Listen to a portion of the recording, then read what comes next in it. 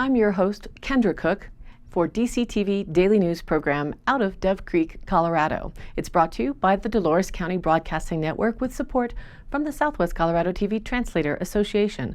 That's the special district association responsible for bringing the area free to access TV stations over the air by antenna. This is a community TV station. If there's a news story or event information that you would like to share, call us at 970-677-4119 or email me at dcbnnews@gmail.com. And if you're a business or organization, we welcome you to find out about sponsorship opportunities for banners or video segments run on the channel. This is the Monday transmission for March 8th, 2021, DCTV Daily News. The Western Slope, for the most part, makes up District 3 for our congressional representative in D.C., and our elected representative is Lauren Boebert, Republican, who continues to make headlines and keep her stand on her campaign promises. She is providing a newsletter update to keep her constituents up to date on what her office is doing. Last week, she summarized her actions as a week defending the people of Colorado's 3rd Congressional District from government overreach by career politicians in D.C. She wrote, "I opposed House Democrats every step of the way in their effort to centralize power in D.C. with H.R. 1, the so-called For the People Act.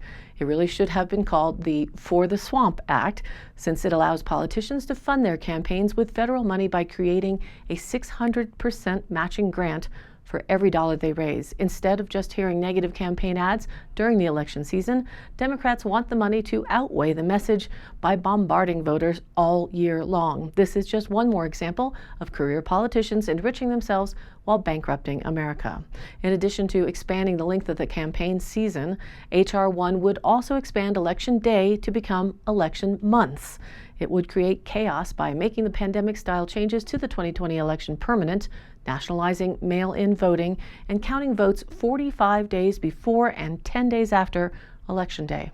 Even though it is marketed as a measure to make our elections more secure, H.R. 1 would actually harm election security by banning voter ID laws, registering illegal aliens and felons to vote, prohibiting election officials from auditing results, and making it harder for poll watchers to ensure accountability.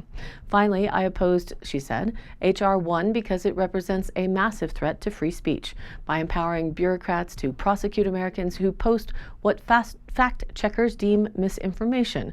H.R. 1 forcefully stifles free speech. Additionally, it politicizes the IRS to attack conservative groups and docks individual donors who support causes that go against the cancel culture. To read more about her principled stand against H.R. 1, she has an article on The Blaze entitled, If I Were a Democrat. On another important issue, she believes that our men and women in uniform represent the very best of America, so they deserve the very best that America has to offer. They deserve to have the tools and tactical training they need to fulfill their mission to support and defend the Constitution of the United States.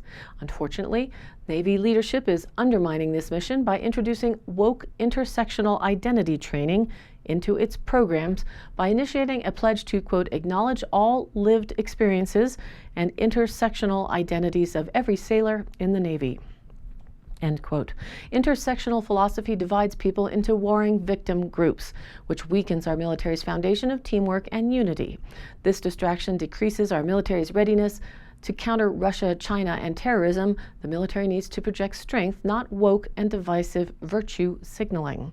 Representatives Louis Gohmert, Texas, and Ralph Norman, South Carolina, and Boebert wrote a letter to Acting Secretary of the Navy Thomas W. Harker, asking him to halt the implementation of the intersectional pledge and restore the Navy's focus on equipping our sailors with the best equipment and training needed to fulfill their mission. She also introduced a resolution and sent a letter to Speaker Pelosi calling for Lieutenant General Russell Honore, USA, retired, to be removed from the investigation of January 6, 2021. The security failures at the Capitol need to be taken seriously and require a bipartisan, transparent, and honest investigation. General Honore is the wrong man for the job, as demonstrated by his vulgar Twitter page insulting legislators and the brave men and women of the U.S. Capitol Police. Rather than engaging in partisan rhetoric, I sat down, she says, with members of the National Guard to discuss Capitol security and, most importantly, thank them for their dedicated service. The National Guard has served faithfully, and now their mission is complete. The Capitol is secure, and it is past time for them to go home to their families. The People's House needs to be reopened, and the fence should come down. And now let's take a look at our local weather. Today we started off with some scattered sprinkles and mostly cloudy skies, gradually becoming sunny with a high near 60 degrees expected, and breezy with a south wind 10 to 15 miles an hour, increasing to 20 to 25 miles an hour in the afternoon. For tonight, mostly clear and a low around 33 degrees, again south winds 10 to 15 miles an hour. For Tuesday, sunny and a high near 56 degrees, breezy with a south wind of 10 to 15 miles an hour, increasing to 20 to 25 in the afternoon, and winds could gust as high as 40 miles an hour. Perhaps they blew our graphic off of the map to make it dark on Tuesday. Tuesday night, looking for partly cloudy skies and a low around 28. Again, breezy with a southwest wind 15 to 20 miles an hour with gusts as high as 35. Unfortunately, some of this wind may start to dry out some of the rain.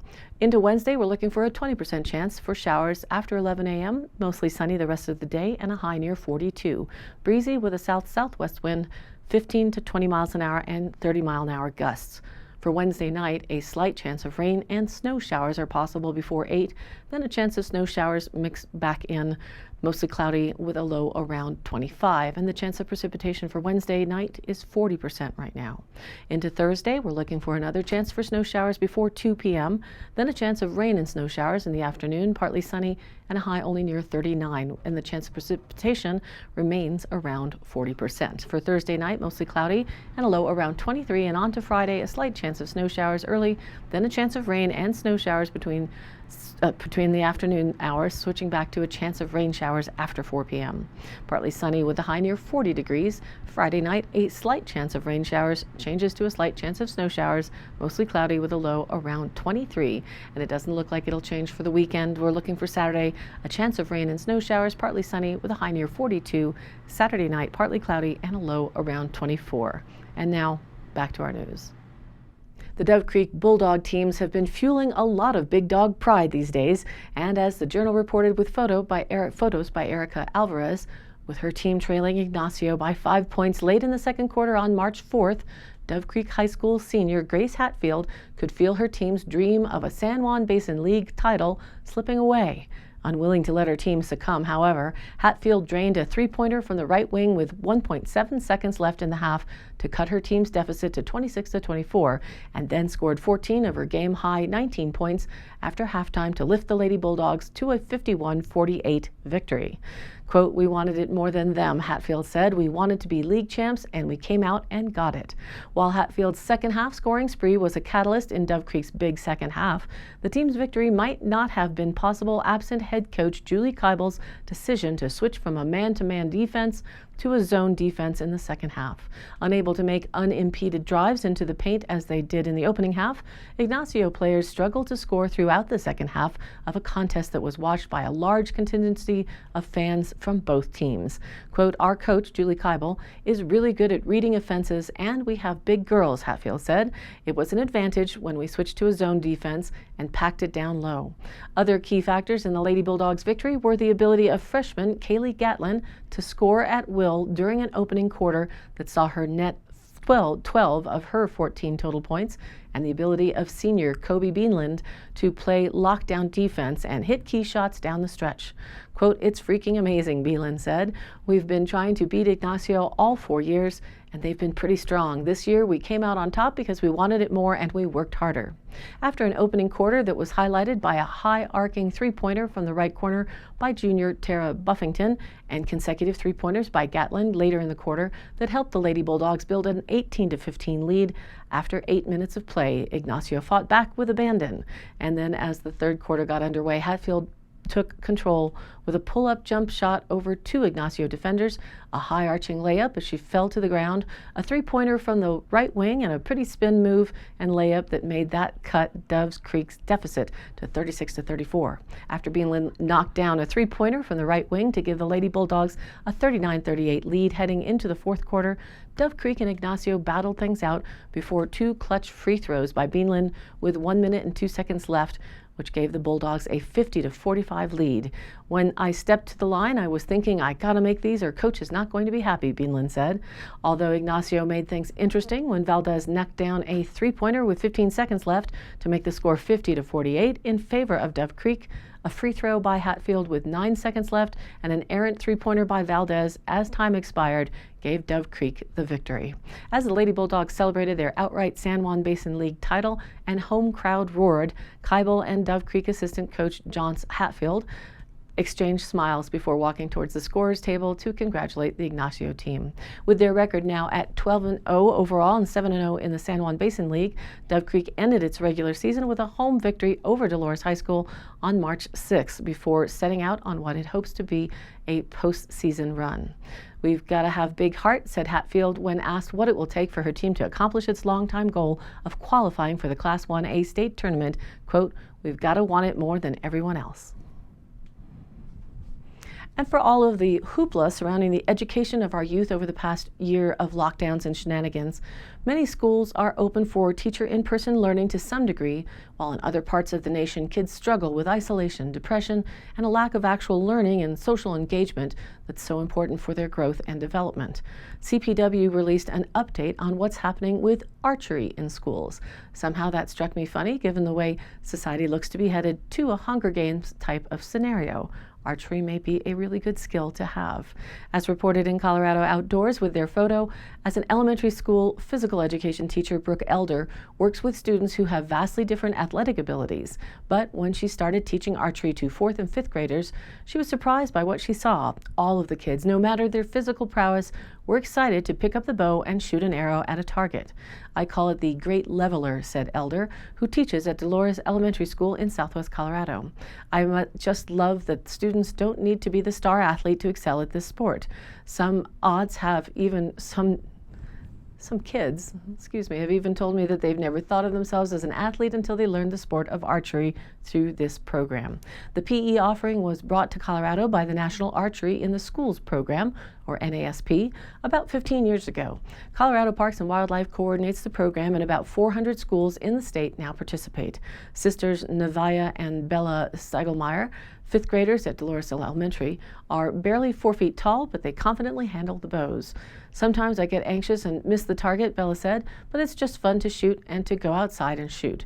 The class even convinced the sisters to take CPW's hunter education class with the hope of going hunting with their dad sometime.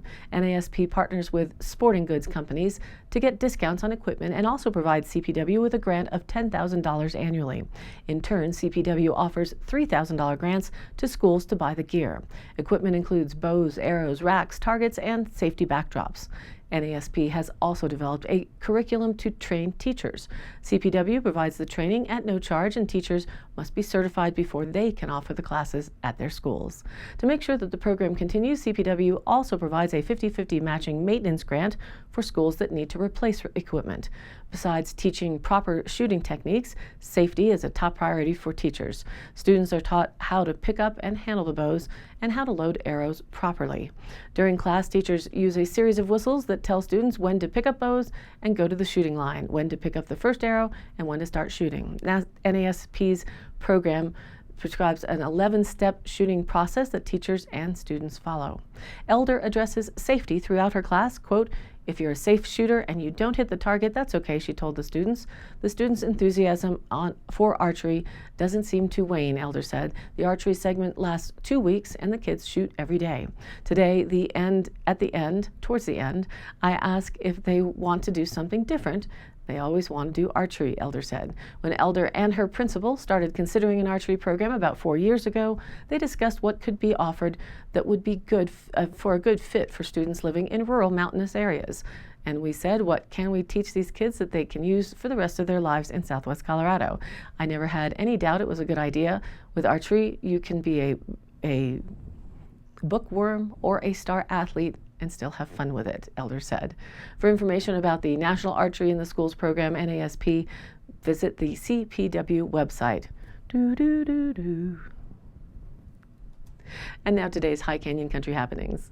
I follow up that about 100 doses were said to have been injected into the arms of Dolores County residents last Friday for the Johnson & Johnson shot related to the Project COVID-19 health situation.